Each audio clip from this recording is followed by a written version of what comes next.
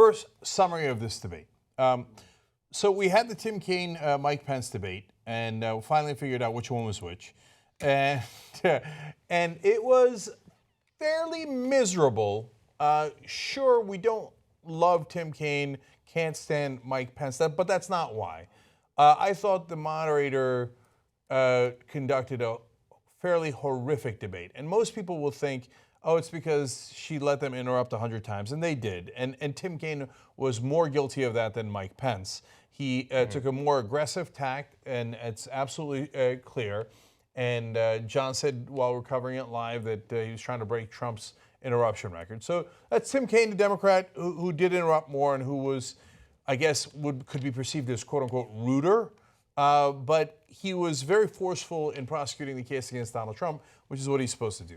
But the reason why the moderator, I thought, did such a horrific job was not because of the interruptions, but because of the substance of the debate. The framing of the questions were, Social Security's going insolvent. What are we going to do about that mess? No, Social Security has nearly $2 trillion surplus. Why don't you frame it that way? Social Security is the most popular program in American history. Why don't you frame it that way? No, you frame it as it's going insolvent so that people can say, well, you got to cut it. You got to cut it, right? And then framing on the issue of police brutality was, do we ask our police to do too much? Okay. To also then add on not shooting people all the time. I mean, come on, they're already doing so much. But that's even the minor stuff. The major stuff was nonstop terrorism, Russia, Raqqa, North Korea. If this debate is a Raqqa, don't come a Naka. So the whole thing was just be afraid, right? Which is right-wing framing. So where were the questions on income inequality? That is a giant issue. Bernie Sanders closed a 60-point lead that Hillary Clinton had based on two issues, income inequality and money in politics. Not a single question about that. It's as if we have no income inequality in the country. It's as if 90% of Americans aren't super angry about money in politics. That's what the polling shows. 90% of Americans. They won't ask that question in a debate because it's run by the guys who benefit from the money in politics, the giant networks that most of that money is funneled to. It's grotesque. Climate change, not a single question. See, if you're a progressive or an independent, you care about these issues. But if you moderate the debate from a right-wing perspective, climate change, we have had 11 months in a row of record-breaking temperatures. We have if you see the graphs, we've shown it, the temperature is spiking in the last 2-3 years, let alone the last 20, 30, 40 years, right? Nope, no questions because the only thing is, are you afraid? Who should be more afraid, etc. So it was really a miserable performance by almost everybody involved. I know Tim Kaine wanted to get his points in attacking Donald Trump, and he did so. So I guess he did a good job from a political perspective in that regard. But I wouldn't have minded Tim Kaine also saying, hey, for God's sake, do we care about forget the poor, how about the middle class? How about the middle class in the country? Do we care about them? Let alone the poor, let alone all these other issues. And there just was no discussion. There's no discussion of trade. There's no discussion of jobs. It's as if jobs is not a relevant discussion point. It was just as right-wing a framed debate as you could possibly have with two politicians who are arguing who agrees more with Ronald Reagan, which was one of the largest talking points in the whole debate. It was really, to me, if you step back from the minutia of the answers of the debate, it was really grotesque in the topics they covered and the topics they didn't cover. Well, I get why. Look, I think it would have been great for him to make a comment about the different things that they weren't talking about, to at least acknowledge that they are big issues. I get why, if you do that, you will be said to be attacking the moderator. Good, attack her. No. I get that. The moderator deserves to be attacked for, one, letting them, Tim Kaine interrupted nonstop. Mike Pence refused to answer the questions that were given to him and would very often just veer off. And it was clear that's what he was going to do. He'd do it. She once or twice brought him back, which is, I guess, good, and it's better than Matt Lauer would have done. But yeah, the framing was right-wing, and it was from 1981. And we're still in a Cold War, I guess, and so we should talk about Russia all day long. And that's all that we should talk about, with a couple of references to Syria. Climate change wasn't even mentioned once. They finally got to abortion, but only through religion. Not anything having to do with Mike Pence's actual record and what sort of policies he might support were he to become VP. I personally think overall, if we're just doing a summary, I think that Tim Kaine did a better job of framing it in a way that hurts Mike Pence and makes his position as the VP nominee look ridiculous when he so clearly can't defend the things that Donald Trump has said and done.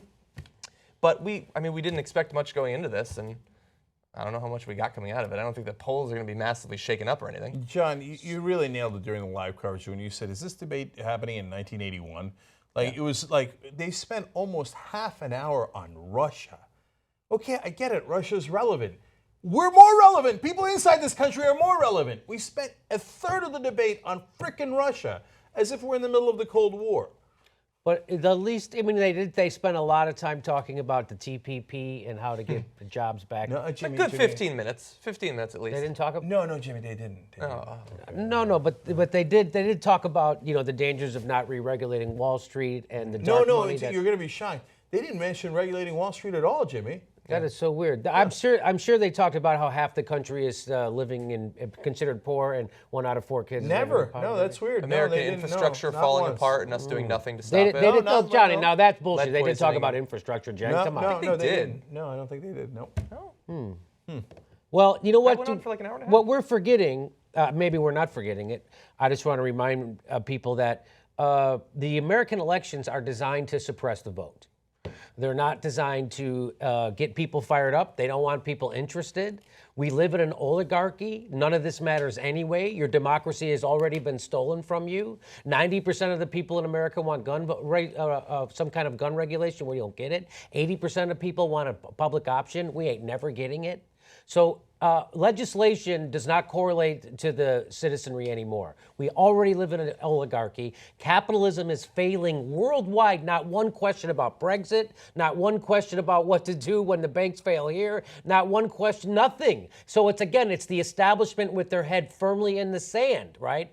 And there needs to be a revolution in America because all of our institutions are completely corrupt, especially the news media, right? So we've got 6 companies running all the things that we hear and see. And this was a perfect example of how they're part of the problem. Again, Trump, not the problem. He's a symptom of the problem. This is all part of the problem. This is why half the country doesn't vote. Hillary Clinton's still not trying to go get those people to vote. What she's trying to do is trying to get more right-wingers to vote for her. Still not trying to talk to the people who have tuned out of this election because they know there's no way to vote against more war. There's no way to vote against Goldman Sachs. There's no way to vote against more fracking or the oil industry. There's no way to vote against. Both parties are co-opted by the same people, and we need a party for the American people. So let me end the summary on those 2 notes. So number one, look at the framing again. They spent nearly half the debate on terrorism, but not a single question about mass shootings.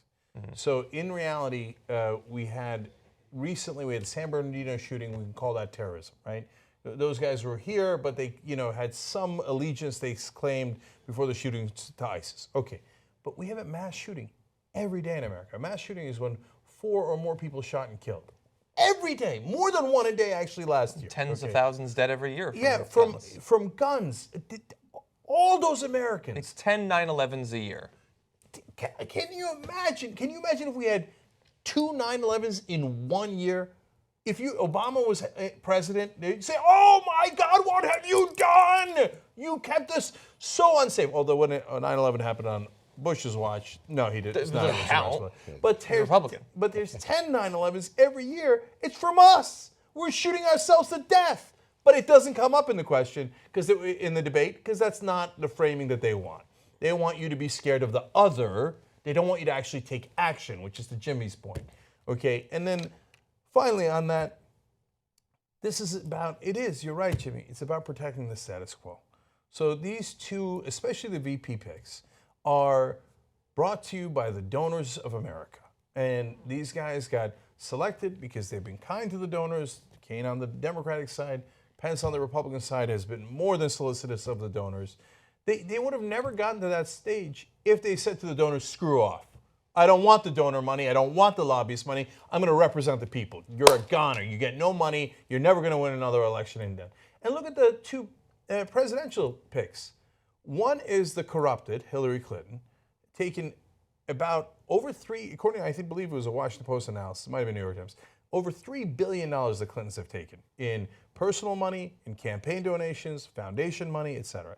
Now, you could say some of that was for good cause, yada, yada, but you tell me you take $3 billion and you're not corrupted, I don't even want to have that conversation, okay? And then the other side is Donald Trump, the corrupter. He's the one who has, for example, gave $45,000 to Alan Hevesi, who was a New York politician who was a Democrat, gave him in return over $100 million in tax breaks. So, and he did this over and over. In New York alone, he's gotten $885 million in tax breaks by basically donating to politicians. So, I mean, boy, is this a perfect example of the corrupt system. The two people running against each other are the corrupter and the corrupted. And then we're asked to make that goddamn choice. So did I like this debate? No, I did not like this debate. I do not like this election. I hate these false choices. Now we got to make one anyway, but boy, we better be ready to fight today, tomorrow, the day of the election, the day after the election, to actually get real choice in America. You do that by getting real change. You do that by getting money out of politics through an amendment. Otherwise, you're going to keep getting these terrible debates with terrible framing where we're set to lose. There's so much more Young Turks content if you're a member of TYT. Old School, Aggressive Progressives, those are all new shows. You get Postgame where we talk about our personal lives a little bit more. And then you've got live interviews. It's all ad-free. Plus you get the whole 2-hour show. I know what you're thinking.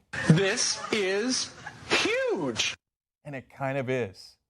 TYTnetwork.com/join to become a member today.